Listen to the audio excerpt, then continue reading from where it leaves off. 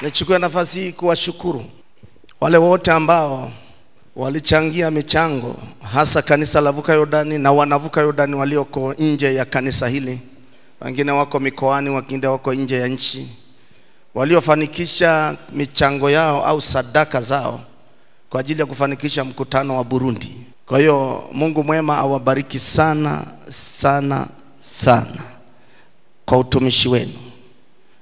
Na Mungu aliniambia nikiwa Burundi, kila mtu aliyefanikisha mkutano wa Burundi, Bwana akaniambia watamkie kile ambacho nimekuambia. Akaniambia hivi, Mungu amewaona.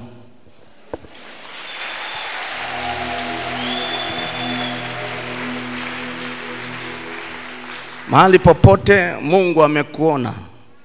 Na amenipa mambo makuu manne kwa kuwa amekuona. Moja, yale mambo magumu yaliyokuwa ama mliokuwa ukipitia, Mungu atayaondoa kwako.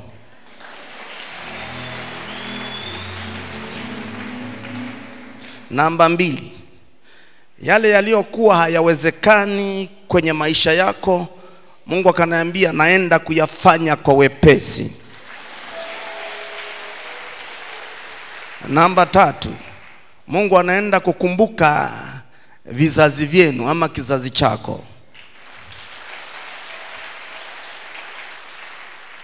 Namba 4 na mwisho, Bwana akaniambia utakuwa mtu wa furaha na kamwe hautashindwa juu ya wokovu wako, utashinda wakati wote.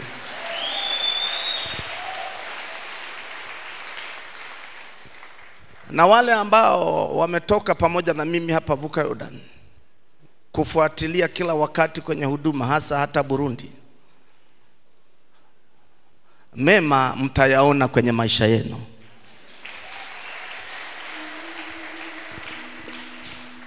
Kwa hiyo Mungu awabariki sana kwa umoja huu, kwa kwenda kuifanya hiyo kazi.